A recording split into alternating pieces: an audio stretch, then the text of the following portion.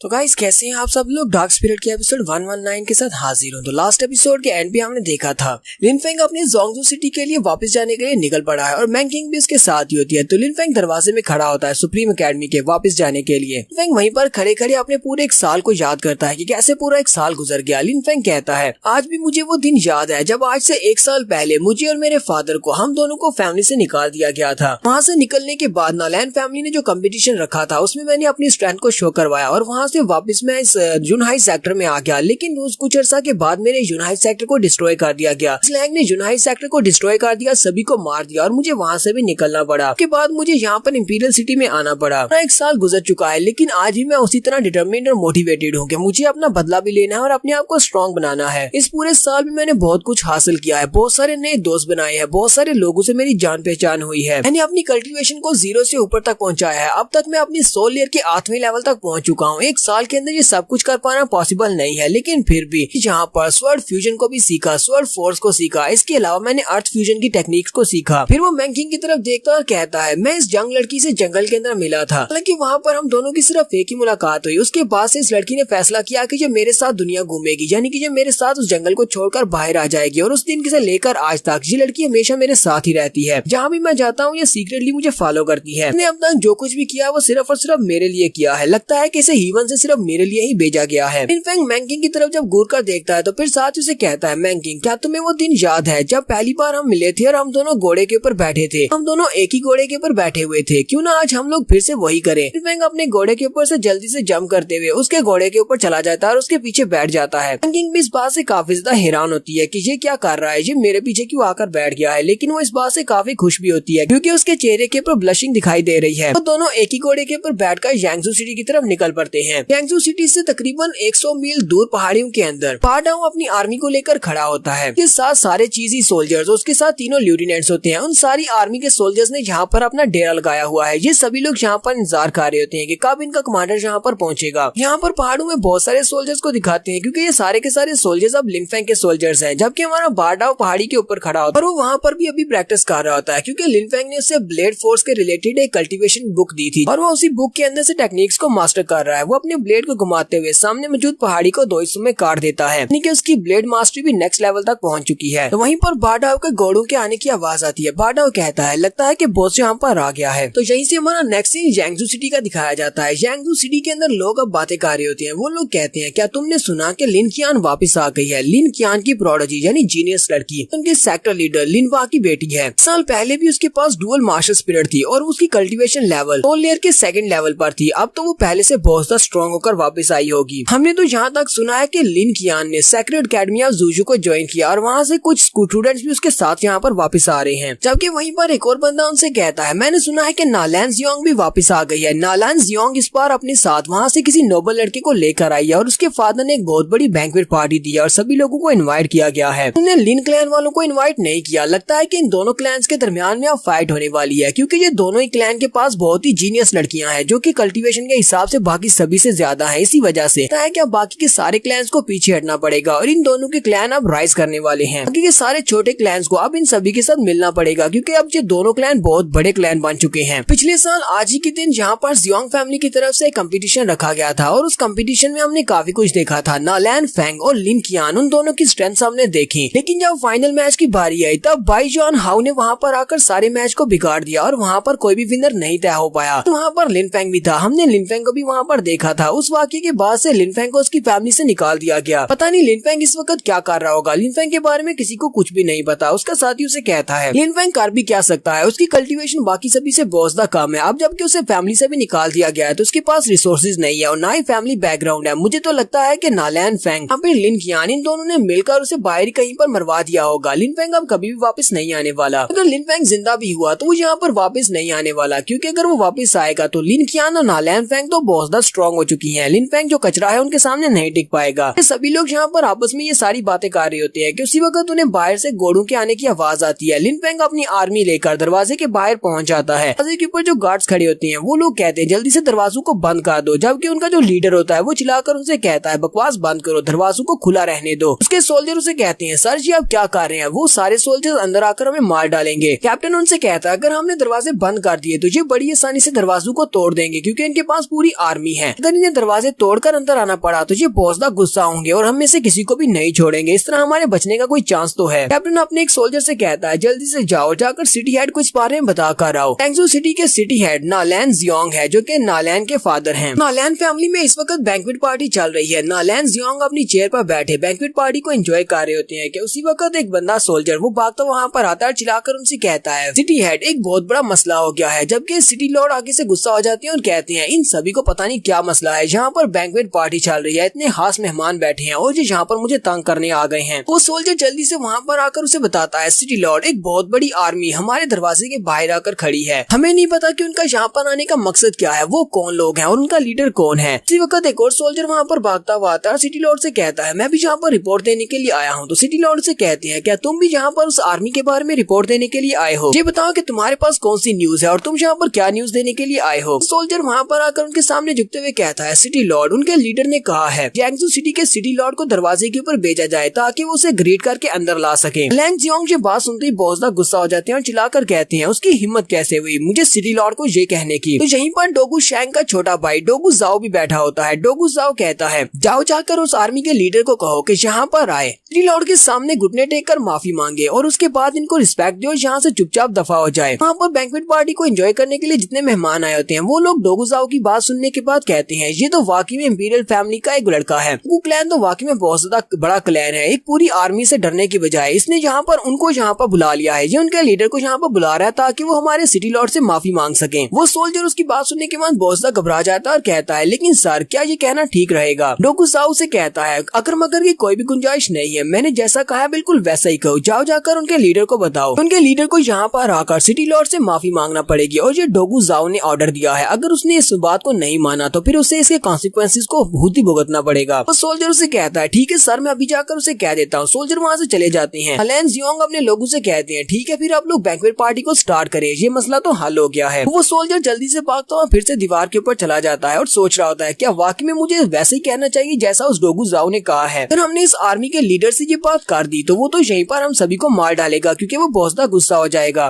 तो सोल्जर भी वहाँ पर आकर खड़ा हो जाता है। लिन फेंग उसे कहता है तो बताओ उन्होंने क्या कहा। कैप्टन भी उसे चिल्लाकर कहता है तुम चुपचाप क्यों खड़े हो, जल्दी से बताओ कि उन्होंने क्या कहा है, अगर तुम इन्हें नहीं बताओगे तो ये लोग गुस्सा हो जाएंगे और हमें मार डालेंगे। वो सोल्जर घबराते हुए चिल्लाकर कहता है फैमिली हेड ने कहा है कि आर्मी के लीडर को खुद वहाँ पर आना पड़ेगा और घुटने टेक कर माफी मांगना पड़ेगी। ये बात सुनते ही उसका कैप्टन बेचारा बहुत ज्यादा घबरा जाता है, क्या है इसको क्या जरूरत पड़ी थी ये वाला मैसेज यहाँ पर देने की। तो लिन फेंग उसकी बात सुनने के बाद कहता है लगता है कि नालैंग जियोंग के अंदर कुछ ज्यादा ही हिम्मत आ गई है, इसने यहाँ पर ये बात की है, चलो ठीक है फिर हम लोग खुद ही वहाँ पर चले जाते हैं और देखते हैं कौन किससे माफी मांगेगा। लिन फेंग अपनी आर्मी से कहता है तो हमें सिटी लॉर्ड ने अंदर इनवाइट किया है, चलो सभी लोग अंदर चलते हैं। और वो सभी लोग अपने घोड़ों को भगाते हुए सिटी के अंदर आ जाते हैं। सिटी के अंदर के लोग भी काफी घबरा जाते हैं कि ये क्या है, ये आर्मी गलियों में क्यों जा रही है। ऐसे वो लोग नालैंग जियोंग के घर के करीब पहुंचते हैं तो जमीन हिलना शुरू कर देती है क्योंकि घोड़े बहुत ज्यादा होते हैं और उनके चलने की वजह से कंपन पैदा हो रही होती है। नालैंग जियोंग बहुत ज्यादा हैरान होता है और कहता है ये क्या हो रहा है, जबकि नालैंग फेंग उसे कहती है फादर आपको परेशान होने की जरूरत नहीं है, यहाँ पर डोगू जाओ है ना, इसके यहाँ पर होते हुए हमें यहाँ पर